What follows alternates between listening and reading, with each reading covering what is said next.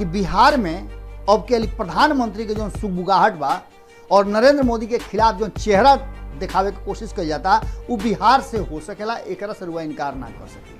अपन जीतल सीट छोड़े के पड़ रहे और गिरिराज सिंह के एने से ओने करे के पड़ रहे, खूब खेल भई रहे और सब करे खातिर हरदी गुर्दी बोले खातिर भारतीय जनता पार्टी तैयार है। कांग्रेस के लोग प्रशांत किशोर के ओपिनियन खातिर धन्यवाद देता और एने से प्रशांत किशोर भी धन्यवाद देता रहे कि बहुत बड़ा पार्टी है जो के रूट जमीन में गड़ल बा, ओमे एक से एक नेता बाड़न जो खुद सक्षम बाड़न बहुत कुछ कर लेवे के पार्टी के रिवाइव करे खातिर।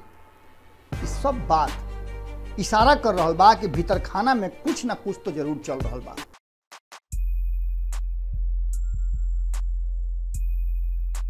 मैं शिकवा शिकायत दूर हुई अब की भगजोगनी से अंजोर हुई।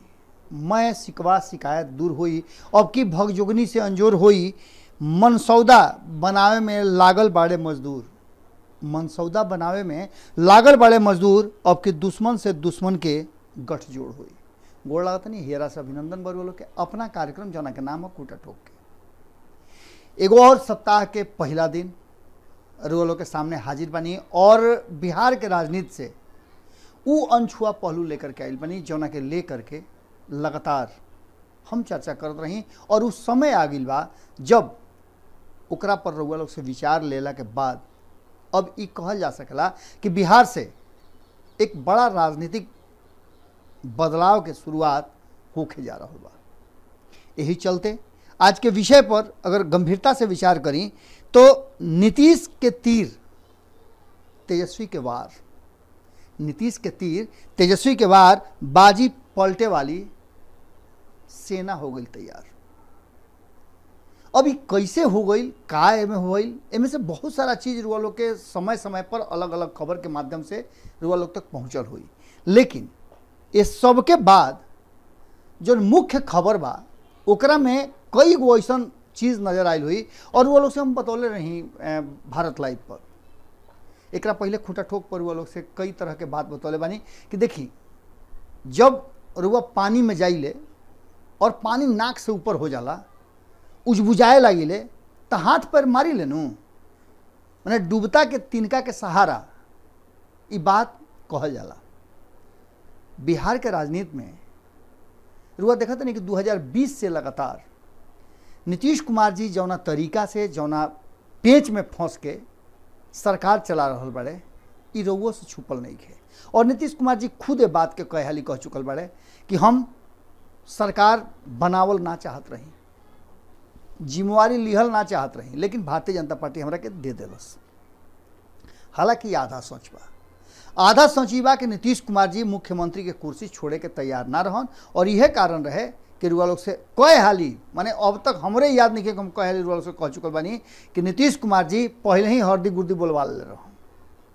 चुनाव से पहले ही सीट शेयरिंग के समझौता से ठीक पहले नीतीश कुमार जी के जिद रहे कि मुख्यमंत्री के बनी ओकर फरियावता कर लो और फरियावता हो भी गई।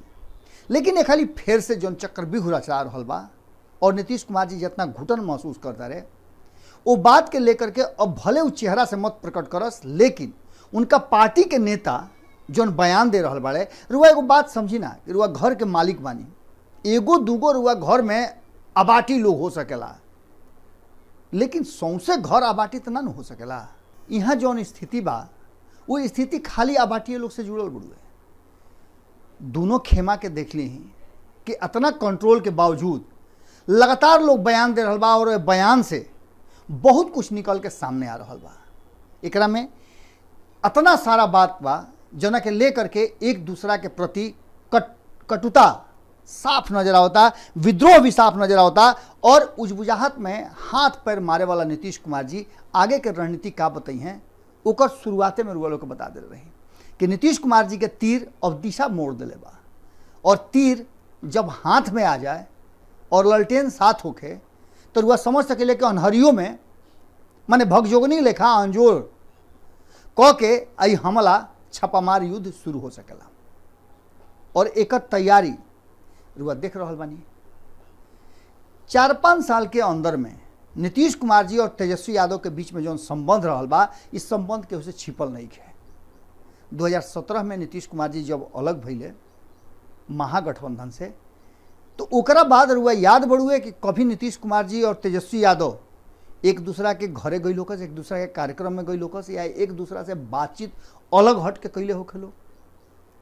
लेकिन अब इस संभव होखे लागल बा।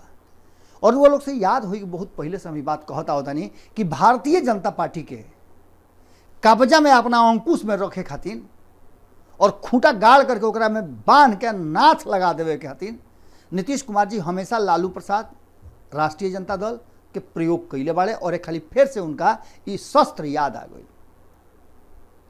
रुआ बड़का बड़का युद्ध में देख लो, महाभारत में देखी, रामायण काल में भी देखी, तो कुछ ऐसा अस्त्र शस्त्र रहा जो के काट केहू लगे ना रहत रहा। और काट रहलो पर उ ओकर विरोध ना करत रहन या ओकरा से बाहर ना जात रहन, ना तो कहत रहन कि अपमान हो जाई। नीतीश कुमार जी के भी वैसने हथियार लालू प्रसाद बाड़े, चाहे साथे रहस तब आ चाहे अलग रहस तब। अलग रहस तो भाजपा के डरवावे में काम आवेले, और भाजपा से अलग हो जास नीतीश कुमार तो उनका के सत्ता में बैठावे के काम में आवेले। एक खाली फिर से तेजस्वी यादव भी बात समझ चुकल बाड़े कि नीतीश कुमार जी के अकेले युद्ध में हरावल जा सकेला, भाजपा के अकेले युद्ध में हरावल जा सकेला, लेकिन दोनों जब सम्मिलित हो जाई हैं तो मुश्किल हो युद्ध में हरावल। एकरा चलते लगातार राजनीति जौन बा वही दिशा में घूम रहा बा। और राजनीति में एगो बात रुआ समझ ली कि सही समय पर सही फैसला रुआ के एह पार या ओह पार दोनों पार ले जा सकेला। ये पूरे विषय पर अक्सर रुआ देख लो कि बिहार के राजनीति में कई गो उदाहरण रुआ सामने बा। ये सब बात के बाद रुआ से शुरू में कहनी है कि दोनों गोल में कुछ ऐसा लोग अबाटी हो जाला जिनका के कंट्रोल ना कर जाला। रुआ याद हुई कि 2019 के चुनाव में नीतीश कुमार जी के कारण भारतीय जनता पार्टी के का करे के पड़ रहे, आपन जीतल सीट छोड़े के पड़ रहे और गिरिराज सिंह के एने से ओने करे के पड़ रहे। खूब खेल भई रहे और सब करे खातिर हरदी गुर्दी बोले खातिर भारतीय जनता पार्टी तैयार रहे। हालांकि 2020 में भी तरीका रहे, लेकिन भारतीय जनता पार्टी 2019 में ही बात बुझ गई रहे कि नीतीश कुमार जी के अब एजा से कमजोर ना कल जाई तो काम गड़बड़ाई। और कमजोर करे के रणनीति रुआ जानते बानी कि चिराग पासवान के आगे करके कह दिलस। एकरा अलावे अब जो बदलल परिस्थिति बा, जो नीतीश कुमार और तेजस्वी यादव के बीच में गुटुरगु होता, दोस्ती गठात रुए, ओकरा में अचानक से एक चेहरा और सामने आ गई। और ये चेहरा कब आई तो बोचहा चुनाव में जब भारतीय जनता पार्टी करारी हार से देखलस, सब कुछ कैला के बावजूद नीतीश कुमार गईले, जीतन राम मांझी गईले, लेकिन ओकरा ठीक पहले मुकेश सहनी के खेमा से बाहर कैला के घाटा निश्चित रूप से झेले के पड़ल। दूसर का तरफ एगो सीट जीत करके केहू के सम्मिलित करके ना, कोनो पार्टी के तूर भांग के ना, बल्कि जीत करके तेजस्वी यादव अइले, यानी राष्ट्रीय जनता दल आई। ओकर विरोध सबके कैले रहे, लेकिन मुकेश सहनी के विरोध ज़्यादा घातक भइल भारतीय जनता पार्टी खातिर। और कहीं ना कहीं मुकेश सहनी के साथ जौन व्यवहार भइल, अब जीतन राम मांझी के मुंह भी खुल गई। हालांकि जीतन राम मांझी चुप रहे वाला में से हवे ना, चाहे उ कोनो खेमा में होखस, लेकिन उ मुखर होके अपन बात रखेले। एक खाली फिर से हुल देवे के शुरू कर दिले बड़े भारतीय जनता पार्टी के बोचहा चुनाव परिणाम के बाद। जब शहाबुद्दीन पर उनकर फर्स्ट पुण्यतिथि रहा, ओकरा पर जब वो बोल सकता रहे, शहाबुद्दीन के मूर्ति लगावे के बात कह सकता रहे, तो निश्चित रूप से बहुत कुछ कह सकता रहे। एक संगे संगे रुआ लोग ये देखबे कहनी कि काल मजदूर दिवस रहे। मजदूर दिवस के दिन तेज प्रताप यादव जौन रोड शो कैले और ओकरा खातिर इजाज़त उ चाचा से ले ले, एकर मतलब का होला? यानी नीतीश कुमार से इजाज़त लेना, उनका के से बात करना और ये कहना कि हम ऐसा आयोजन करतानी, ये रुआ कौना तरफ इशारा करता? निश्चित रूप से भारतीय जनता पार्टी के डेराए के चाहिए, और भारतीय जनता पार्टी डेरात भी बा। एकरा अलावे एगो बहुत बड़ा फैक्टर बा अरविंद केजरीवाल वाला। अरविंद केजरीवाल, ममता बनर्जी या फिर नीतीश कुमार, ये कई गो नाम प्रधानमंत्री के उम्मीदवारी खातिर चल रहा बा। और बिहार में रुआ समझी कि बिहार में प्रधानमंत्री के पोस्टर लगावे खातिर अरविंद केजरीवाल के आखिर जरूरत का रहे? वो दिल्ली में लगैते, पंजाब में लगैते, लेकिन बिहार में पोस्टर काहे लागल एकर सवाल रउआ लोग जवाब जरूर खोजब। एकर सीधा मतलब बा कि बिहार में अब के प्रधानमंत्री के जो सुगबुगाहट बा और नरेंद्र मोदी के खिलाफ जो चेहरा दिखावे के कोशिश कल जाता वो बिहार से हो सकेला, एकरा से रुआ इनकार ना कर सकीले। अरविंद केजरीवाल के नाम जब पंजाब जीत के अइले तो सामने जरूर बा, लेकिन उनका से ज़्यादा ममता बनर्जी भी रुआ देखने की मुखमजर रही, लेकिन अचानक से ममता बनर्जी थिरा गईली। प्रशांत किशोर जो उनका साथे लगातार काम करते रहन वो कांग्रेस के साथ रह करके और कांग्रेस से में उनका सेटिंग गेटिंग ना भइल, ओकरा बाद बाहर निकल करके जो मीडिया से बात कैले वो बात से रुआ का लागता। एकरा अलावे प्रशांत किशोर बिहार आ रहल बड़े, ये खबर रुआ लोग तो पहुँच गई हुई। भारत लाइव सबसे पहले रुआ लोग के खबर दिल रहे कि प्रशांत किशोर जब कांग्रेस से उनका साठगांठ ना भइल तो आगे के रणनीति का करी हैं और एकरा पीछे के रणनीति भी रुआ बतावले रही कि हो सकेला कि प्रशांत किशोर के इहो स्ट्रेटजी होके कि वो कांग्रेस के साथ अपन दुश्मनी दिखा करके और भी राज्य के अलग अलग जो राजनीतिक दल बाड़े उनका से साठगांठ करे के कोशिश करत होकस। कई लोग ऑफर दी, ये सारा चीज के लेकर के नीतीश कुमार से उनका भेंट भइला के लेकर के भी कई तरह के बात चल रहा बा। इस सब बात में नीतीश तेजस्वी के रुआ लोग को पहले बतौनी कि जब 4 साल 5 साल तक ले एक दूसरा के यहाँ ना अले गईले अब फिर अब आवाजाही शुरू कर दिले तो निश्चित रूप से कहीं ना कहीं कटुता समाप्त भइल बा और मेरी हई होके के सवाल बा। यही चलते रुआ से कहनी है कि अब क्या दुश्मन दुश्मन के गठजोड़ हुई, ये पहले भी हो चुकल बा। एक प्रयोग नीतीश कुमार भी कर ले बड़े, भारतीय जनता पार्टी भी कर ले बा और तेजस्वी यादव के टीम तो कई ले बा। कांग्रेस में सब में चुपचाप बा। कांग्रेस के ई बताना तेजस्वी यादव के कि 200 सीट पर वो चुनाव लड़े और जहाँ जहाँ क्षेत्रीय दल बाड़े ओजा से आपन उम्मीदवार थोड़ा सा किनारे करके रखे, यानी जे जहाँ मजबूत बा जौन राज्य में ओजा ओकर समर्थन करना और अपने 200 सीट जीत करके आना। यानी कि रुआ सीधे तौर पे समझ ली कि पूरा तैयारी हो रहा बा। और प्रशांत किशोर के एगो बात से और बात खुल के आयल कि जब प्रशांत किशोर से पूछल गई सवाल कि जो प्रशांत किशोर अपन प्रपोजल दिले रहन वो प्रपोजल में लीड करे खातिर केकर नाम दिले रहन, क्या प्रियंका गांधी के दिले रहन या फिर राहुल गांधी के दिले रहन या अन्य नाम रहे। एकरा पर साफ कहले कि में प्रियंका और राहुल के नाम तो ना रहा, लेकिन केकर नाम रहा हम ही ना बताई। एकर मतलब भी रुआ समझ ली, एकरा पीछे के इनसाइड स्टोरी रुआ समझ ली कि एक तरफ ये बात हो रहा बा, दूसरा तरफ कांग्रेस के लोग प्रशांत किशोर के ओपिनियन खातिर धन्यवाद देता और इन्हें से प्रशांत किशोर भी धन्यवाद देता रहे कि बहुत बड़ा पार्टी है जो के रूट जमीन में गड़ल बा, ओमें एक से एक नेता बाड़न जो खुद सक्षम बाड़न बहुत कुछ कर लेवे के पार्टी के रिवाइव करे खातिर। इस सब बात इशारा कर रहा बा कि भीतर खाना में कुछ ना कुछ तो जरूर चल रहा बा और ये कहानी बार बार इशारा करता बिहार के तरफ। अरविंद केजरीवाल के नाम अगर सामने आवता तो वो बिहार से कहे आवता, वो दूसर जगह से कहे नहीं क्या आवता। इस सब सवाल में सवालन के जवाब कहीं ना कहीं रुआ देख ले कब कि रुआ के शुरू में बतौनी है कि कुछ आबाटी रुआ घर में लड़का होले जौन की रुआ पड़ोसी के गरिया उरिया देवेले, चाहे डांट फटकार कर ले, मारपीट कर देले, तो ऐसा एक एक होला पूरे परिवार मिल के मारला तो संगठित कहला।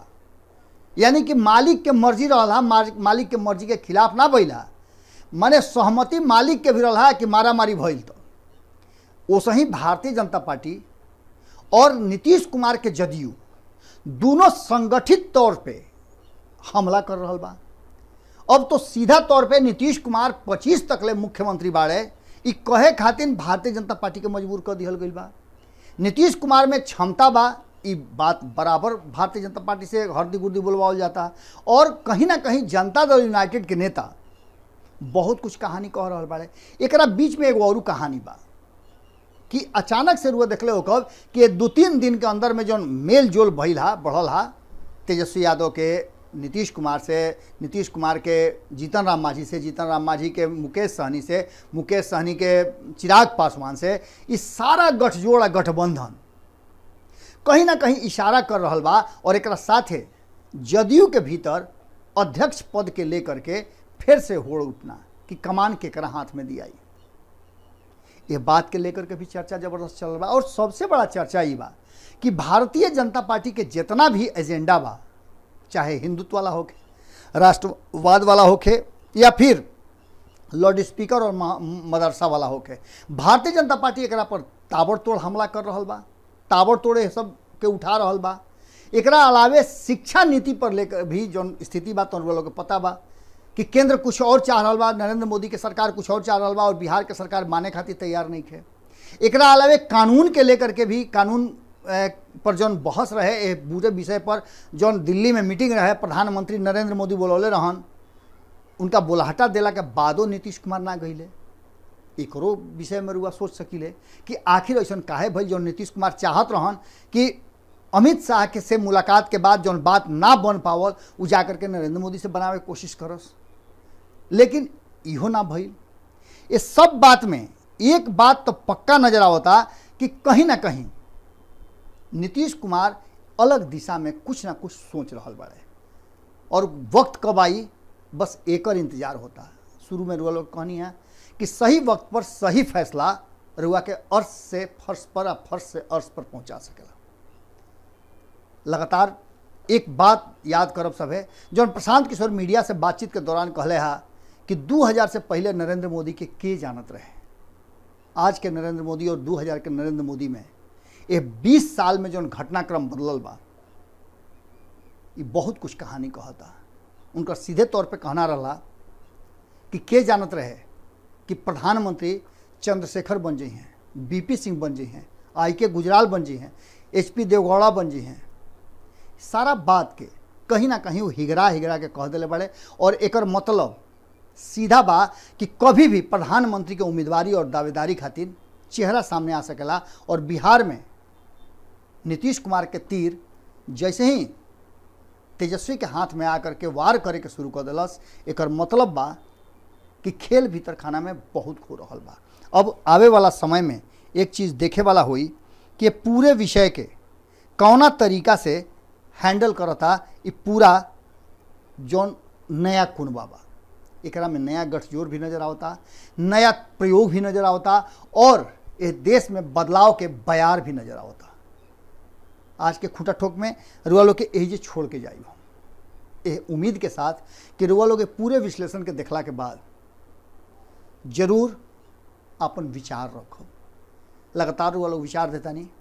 और इस सप्ताह के शुरुआत में बिहार के राजनीति से जुड़ल जौन पहला एपिसोड रुआ लोग के लेके आईनी, एकरा बाद अभी बहुत सारा खुलासा बाकी बा।